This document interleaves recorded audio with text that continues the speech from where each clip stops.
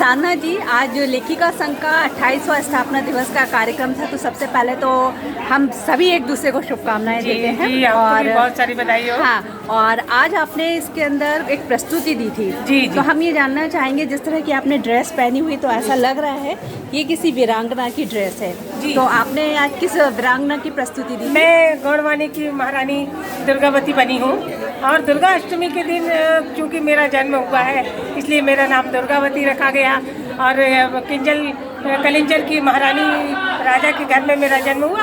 उसके बाद में गढ़ मंडला और गढ़ कटंगा और उनके साथ में मैंने 52 युद्ध लड़े। 52 युद्ध लड़ने के बाद ये मेरा अंतिम युद्ध था। 51 पे हमने विजय हासिल की और मुगल जो हमारी उस पर घात लगाए बैठे थे हमारे राज्य पर, हमारी भूमि पर, क्योंकि हमारी प्रजा बहुत संपन्न सुखी थी। तो उन लोगों ने ना मेरा प्रिय हाथी सरमन और आधार सिंह को मांगने की उन्होंने एक संदेशा भेजा कि आप उनको हमारे पास भेज दीजिए, लेकिन मैंने वो स्वीकार नहीं किया और मैंने युद्ध करने के लिए चुनौती दी। और वो युद्ध करने के लिए आए, 2 बार मुँह की खा के गए। शेरशाह सूरी भी और बाज बहादुर शाह भी, दोनों को हमने हराया है। उसके बाद अकबर बादशाह ने जिस समय हमारे शासन पर निगाह लगाई, मैंने अपने 30,000 सैनिकों के साथ में डटकर मुकाबला किया। और उस समय मेरे पुत्र वीर बहादुर भी मेरे साथ थे।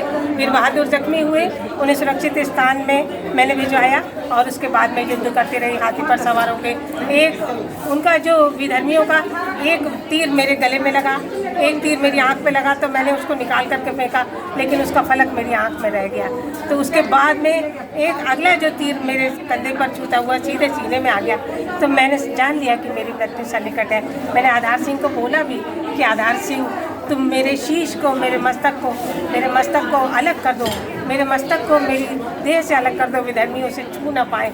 लेकिन वो उनके हाथ शिथिल हो रहे थे, उनकी खड़क कांप रही थी। तो मैंने अपनी कटार लेकर के अपने सीने में भोंक ली और उसी समय मैंने ये निश्चय किया कि यह संग्राम जारी रहेगा, ये संग्राम जारी रहेगा।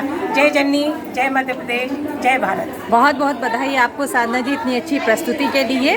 और जैसे कि आप साहित्यकार हैं, तो हम ये कहते हैं कि जब हम कोई साहित्य रचते हैं तो हमें पात्र प्रवेश करना पड़ता है। तो आज जब ये भूमिका आप कर रही थी, तो क्या आप कहीं ना कहीं दुर्गावती जी को अपने भीतर महसूस कर रही थी? जी, अवश्य अवश्य। जैसे ही हम अपना वेश धारण करते हैं, उसकी आत्मा हमारे शरीर में प्रवेश कर जाती है और उसी आत्मा के स्वरूप में ही आकर के हम वो बात करते हैं और वही फीलिंग्स आती है, वही अनुभूति होती है। बहुत आनंद होता है कि वास्तव में हमें ऐसा लगता है कि विधर्मी हमारे सामने खड़े हैं और हम उनसे मुकाबला कर रहे हैं। बहुत बहुत बहुत बहुत धन्यवाद साधना जी, धन्यवाद।